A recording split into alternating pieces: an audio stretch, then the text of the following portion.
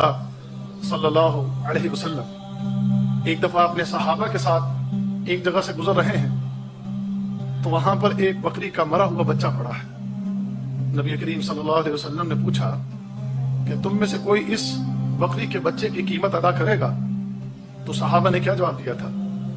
آپ نے تمام صحابہ نے جواب دیا، اے اللہ کے رسول صلی اللہ علیہ وسلم، اس مردہ بچے کی کیا قدر و قیمت ہے، اس کو کون خریدے گا؟ تو نبی کریم صلی اللہ علیہ وسلم نے ارشاد فرمایا کہ جس طرح تمہاری نظر میں اس بکری کے بچے کی کوئی قدر و قیمت نہیں، اس مردہ بکری کے بچے کی کوئی قدر و قیمت نہیں، ایسے ہی اللہ کی نظر میں اس دنیا کی کوئی قدر کوئی قیمت نہیں۔ یہ دنیا حقیر ہے، لیکن انسان کی نظر میں یہ بڑی قدر والی ہے۔ اس کے لیے انسان خوب محنت کرتا ہے، خوب بھاگتا اور دوڑتا ہے، کئی گھنٹے اپنے اس کے حصول کے لیے ایک دن میں لگا دیتا ہے۔ اور دوسری طرف وہ آخرت، وہ جنت کہ جو اتنی قیمتی ہے، اتنی عظیم ہے، اس کی وسعتیں اتنی زیادہ ہیں کہ انسان اس کے بارے میں تصور بھی نہیں کر سکتا۔ یعنی ہم اگر اس کے بارے میں جتنا بھی سوچ لیں، جتنی بھی اپنی سوچ اور فکر اور اندازے ہم اگر اپنے لگا لیں تو ہم اس کی حقیقت کو پہچان نہیں سکتے، اس کی قدر و قیمت کو جان نہیں سکتے۔ بڑی اس کی قدر ہے، بڑی اس کی قیمت ہے، بڑی اس کی وسعت ہے۔ اللہ اکبر! اس کی قدر و قیمت کو اگر جاننا ہو رسول اللہ صلی اللہ علیہ وسلم کا ایک فرمان ہی کافی ہے، ایک فرمان ہی کافی ہے۔ تو آپ نے ارشاد فرمایا کہ جنت کے اندر ایک چھڑی رکھنے کی جگہ، جنت میں ایک چھڑی رکھنے کے برابر کی جگہ کتنی ہوگی؟ کتنے سینٹی کا آپ حساب لگا لیں؟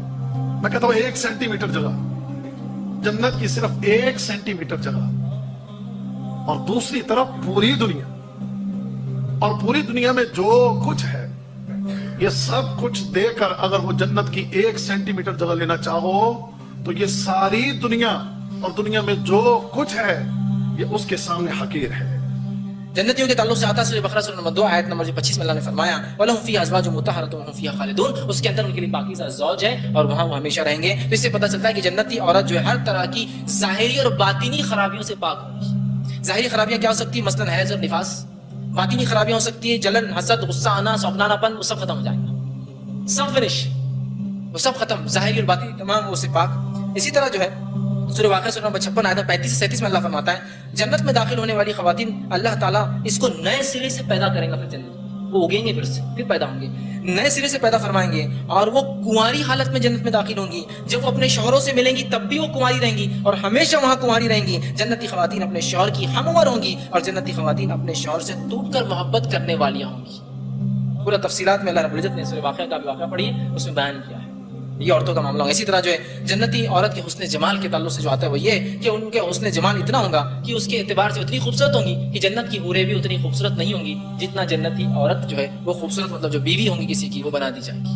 اسی طرح ہم دیکھتے ہیں اللہ رب جو ہے طبرانی کی روایت آپ نے فرمان کہا ایمان اور عمل صالح کی بنیاد پر جب جو جنت میں داخل ہونے والی جو ہے خواتین مقام اور مرتبے کے اعتبار سے جنت کی حوروں سے افضل ہوں گی، یاد رکھیے۔ اسی طرح جو جنتی خاتون کے بعد میں آپ نے فرماتا ہے بخاری کی روایت ہے خاتون جنت اگر دنیا میں ایک دفعہ جھانک لے، جنت کی جو عورت کو اللہ پھر بنائے گا، پیدا کریں گا، اگر دنیا میں ایک جھلک دکھا دے، ایک بار جھانک لے تو آپ فرماتے ہیں مشرق سے لے کر مغرب تک روشنی اور خوشبو پھیل جائیں گی، جسم سے پسینہ نکلے گا، پسینہ جو ہے اور یہ ٹکار جو ہے کہ تمہاری کھائی ہوئی پی ہوئی چیزوں کو ہضم کرنے کا سبب اور ذریعہ بن جائے گا۔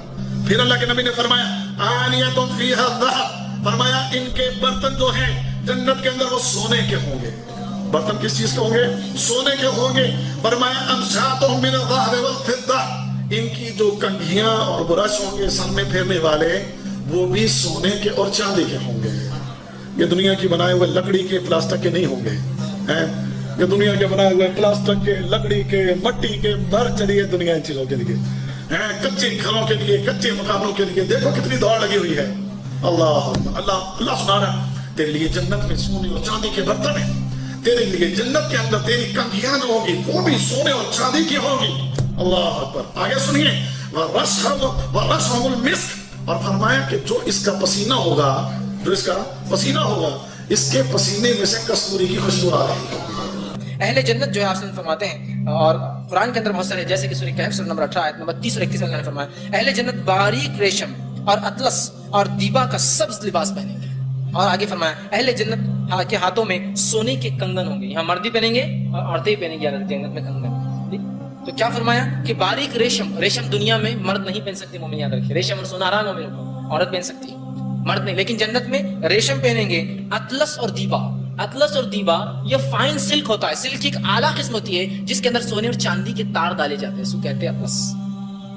تو اس کے ان کے لباس بنے ہوں گے جو کہ گرین کلر کے, سبز رنگ کے ہوں گے, خوبصورت ایک دم بہترین, وہ پہنیں گے. اسی طرح جو ہے سورہ حج سورہ نمبر 22 آیت 23 میں اللہ نے فرمایا خالص ریشمی کپڑوں کا لباس, خالص سونے کے زیورات, خالص موتیوں کے زیورات اور موتی جڑے سونے کے زیورات بھی اہل جنت استعمال کریں گے. اور ان زیورات کا کیا حال ہوگا؟ آپ صلی اللہ علیہ وسلم فرمایا اہل جنت کو جو کنگن دیا جائے گا, اگر اسے کنگن کی تھوڑی سی روشنی, ایک چھلک دنیا میں اللہ بتا دے تو سورج ویسے ہی پھیکا پڑ جائے گا جیسے سورج کے سامنے تارے پھیکے پڑ جاتے ہیں. رسول اللہ صلی اللہ علیہ وسلم فرماتے ہیں کہ اس جنت کے 100 درجے ہیں. اس جنت کے کتنے درجے ہیں؟ اس جنت کے 100 درجے ہیں. رسول اللہ صلی اللہ علیہ وسلم نے فرمایا فی الجنت 100 درجہ, کہ اس جنت کے 100 درجے ہیں. ما بین کل درجتین کما بین السماء والارض. اور فرمایا کہ ہر جنت کے درجے کے درمیان زمین و آسمان کے برابر فاصلہ ہے. ہر جنت کے درجے کے درمیان زمین و آسمان کے برابر فاصلہ ہے. اور پھر آگے فرمایا بل فردوس اعلیٰ درجہ, اور جنت الفردوس سب سے اونچا درجہ ہے. جنت الفردوس سب سے اونچا درجہ ہے. تو اس کا مطلب ہے کہ جو سب سے نیچے کا درجہ ہے, جو سب سے نیچے کا درجہ ہے, یہ سب سے اوپر اور سب سے نیچے جنت کا درجہ, اس کو کیلکولیٹ کریں تو شاید ہم کیلکولیشن نہ کر سکیں, اتنا فاصلہ ہے ان دونوں جنتوں کے درمیان. جنت کے درختوں کو جو ہے اس کا ایسا معاملہ ہوگا کہ یہ کانٹوں کے بغیر ہوں گے. اسی طرح جو ہے کیلا اور بیری بھی جنت کا درخت ہے, اور جنت کے درختوں کے سائے بہت طویل ہوں گے. سورہ واقعہ سورہ نمبر 56 آیت نمبر 27 سے لے کر 32 میں اللہ نے اس کی تفصیلات بیان کی. بہت لمبے لمبے سائے ہوں گے. کتنے لمبے سائے ہوں گے حدیث کے اندر آتا ہے. آپ صلی اللہ علیہ وسلم فرماتے ہیں, بخاری کی روایت ہے, جنت کے ایک درخت کا سایہ اتنا طویل ہوگا کہ ایک گھڑ سوار 100 برس تک بھاگتا رہے گا تو ایک جھاڑ کے سائے سے نکل نہیں پائے گا. 100 ایئرس تک بھاگتا رہے گا, گھوڑا چلاتا رہے گا کنٹینیو, تو ایک جھاڑ کے شیڈ سے باہر نہیں نکلیں گا. اتنے بڑے بڑے اور بہترین درخت جنت میں جو ہے لگے ہوئے ہوں گے. یاد رکھیے ان درخت کی اہمیت تو بہرحال کاشتکار جانتے ہیں کیا ہوتی ہے, کتنی محنت کرنا ہوتی ہے, تو بھی درخت کتنے بڑھتے ہیں اور کتنے دن جیتے. 100 سال تک گھوڑا دوڑے, جو درخت ختم ہوا تو کیا حال ہوگا درخت کا, کیا حال ہوگا اس کے پھلوں کا, اندازہ لگائیے. اسی طرح جو ہے جنت کے درختوں کے بارے میں آتا ہے کہ جنت کے تمام درختوں کے تنے سونے کے ہوں گے. جامع ترمذی کی روایت ہے ان کے تنے سونے کے ہوں گے. اندازہ لگائیے کتنے قیمتی جھاڑے. خالق کائنات فرمائے گا اے میرے بندے سن, اگر میں تجھے اتنی نعمتیں دے دوں کہ جتنی نعمتیں میں نے دنیا کو پیدا کرنے سے لے کر اس کے فنا ہونے تک تخلیق کی ہیں, اگر یہ ساری نعمتیں تجھے عطا کر دوں تو راضی ہے؟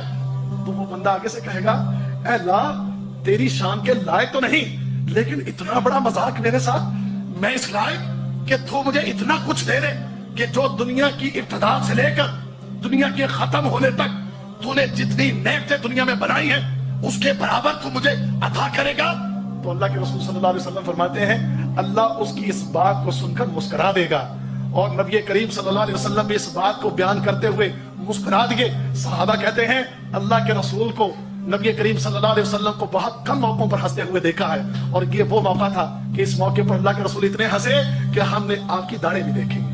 اور صحابہ بھی, عبداللہ بن مسعود رضی اللہ تعالی عنہ اس حدیث کو جب بھی بیان کرتے تو وہ بھی ہنس دیتے, اور ساتھ ہی پوچھتے کہ آپ اس حدیث کو بیان کرتے ہوئے کیوں ہنستے ہیں؟ تو انہوں نے کہا اس لیے کہ اللہ کے رسول نے جب اس حدیث کو بیان کیا تھا تو بیان کرنے کے بعد اللہ کے رسول ہنس دیے تھے, اس لیے ہم بھی ہنستے ہیں. اور وہ بھی اس لیے ہنسے تھے کہ اللہ رب العزت اپنے بندے کی اس بات کو سن کر ہنس دے گا. اللہ اکبر. اور پھر اس کے بعد فرمایا, اللہ فرمائے گا میرے بندے اتنا ہی نہیں کہ دنیا کے اندر دنیا کی ابتدا سے لے کر اس کے فنا ہونے تک جو نعمتیں ہیں اس کے بعد اتنا ہی نہیں, بلکہ جا میں تجھے اس سے 10 گنا زیادہ دیتا ہوں, میں تجھے اس سے 10 گنا زیادہ دیتا ہوں. اب اس جنت کی وسعت کا کوئی حساب لگا سکتے ہیں؟ اور یہ مل کس کو رہی ہے ابھی؟ وہ یارو ادنا سے جنتی کو اتنی بڑی جنت مل جائے گی, تو جو اعلیٰ ترین جنت میں ہوں گے انہیں کتنا ملے گا؟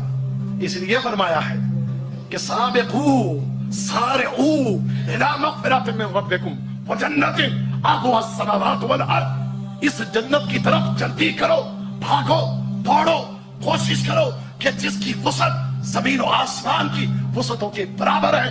آؤ کوشش کر لو اور محنت کر لو. جب ادنا سے جنتی کو اللہ نے اتنی بڑی جنت دینا ہے تو میرے بھائیو جنت الفردوس کتنی بڑی ہوگی, جنت الفردوس کتنی بڑی ہوگی. उसका हम इहाता नहीं कर सकते। और फिर इस अदना से जन्नती को अभी और भी रसूलुल्लाह सल्लल्लाहु अलैहि वसल्लम फरमाते हैं कि ये कहेगा अल्लाह जन्नत में सैर करना चाहता हूं। अल्लाह फरमाएगा चल निकल जन्नत की सैर कर। जब जन्नत के अंदर निकलेगा तो इसको एक बड़ा खूबसूरत महल नजर आएगा कि जिसके अंदर से रोशनियां फूट रही हैं, पुरनूर किस्म का महल है। पहचान ही नहीं सकेगा कि ये कोई घर है या कोई अजीम तरीन हस्ती है। और दिल में इसके गुमान गुजरेगा कि कहीं मेरा रब तो नहीं, क्योंकि मेरा रब भी बड़ा पुरनूर है। तो उस पुरनूर घर को देखकर इसके दिल में उसको सजदा करने की ख्वाहिश होगी कि समझेगा कि शायद मेरा रब मेरे सामने आ गया। लेकिन उसको बताया जाएगा नहीं, ये जन्नत में तेरे लिए बनाया हुआ एक घर है। वो घर इतना